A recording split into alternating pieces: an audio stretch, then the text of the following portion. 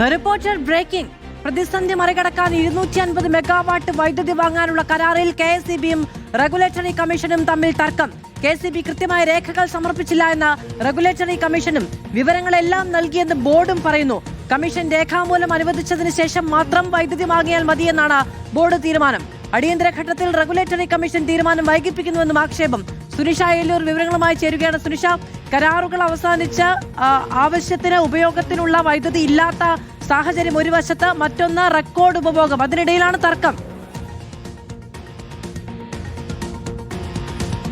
അതാണ് അത് ഏറ്റവും പ്രധാനപ്പെട്ട വിഷയം. ഒരു വശത്ത് വൈദ്യുതി ഉപഭോഗം ഇങ്ങനെ കൂടിക്കൊണ്ടിരിക്കുകയാണ്. വൈദ്യുതി വാങ്ങിയേ സംസ്ഥാനത്തിന് തീരൂ എന്ന സാഹചര്യം വന്നിരിക്കുന്നു. അങ്ങനെയാണ് KSEB ഈ കരാറിൽ ഏർപ്പെടണമെന്നുള്ളൊരു ആവശ്യം അത് റെഗുലേറ്ററി കമ്മീഷനോട് അനുമതി തേടിക്കൊണ്ട് അപേക്ഷ നൽകുന്നത്. പക്ഷേ അതിലൊരു തീരുമാനമായില്ല. കഴിഞ്ഞ ദിവസം റെഗുലേറ്ററി കമ്മീഷന്റെ തെളിവെടുപ്പടക്കമുണ്ടെങ്കിലും ചില രേഖകൾ KSEB കൈമാറിയിട്ടില്ല എന്നുള്ളതാണ് റെഗുലേറ്ററി കമ്മീഷൻ പറഞ്ഞിരിക്കുന്നത്. അതിലാണ് ഇപ്പോൾ പരസ്പരം പഴിചാരിക്കൊണ്ട് റെഗുലേറ്ററി കമ്മീഷനും KSEB ബോർഡും ഇപ്പോൾ നിലനിൽക്കുന്നത് എന്നുള്ളതാണ്. അതായത് ബോർഡ് പറയുന്നത് ഈ റെഗുലേറ്ററി കമ്മീഷന്റെ ചില തീരുമാനങ്ങളാണ് തെറ്റായിട്ടുള്ളത് എന്നുള്ളതാണ്. എന്നാൽ റെഗുലേറ്ററി കമ്മീഷൻ പറയുന്നത് ബോർഡ് ചില രേഖകൾ നൽകാത്തത് എന്നുള്ളതാണ്. ഇതിൽ KSEB പറയുന്ന വിശദീകരണം ഇങ്ങനെയാണ്: ബോർഡ് പറഞ്ഞിരിക്കുന്ന എല്ലാ രേഖകളും നൽകിയിട്ടുണ്ട്. 4-ാം തീയതിയാണ് ഇതുമായി ബന്ധപ്പെട്ടുകൊണ്ട് ഒരു കാര്യം, അത് ഈ അപേക്ഷ ഈ ബോർഡ് റെഗുലേറ്ററി കമ്മീഷന് നൽകുന്നത്. ഇത്തരത്തിലുള്ള പ്രതിസന്ധി ഉണ്ടാകും, അതുകൊണ്ട് തന്നെ കരാർ ഏർപ്പെടാൻ അനുവദിക്കണം. താൽക്കാലിക കരാറാണ്. ഈ തത്സമയ വിപണിയിൽ നിന്നും 250 മെഗാവാട്ട് ആവശ്യാനുസരണം വാങ്ങുന്നൊരു കരാറാണ്.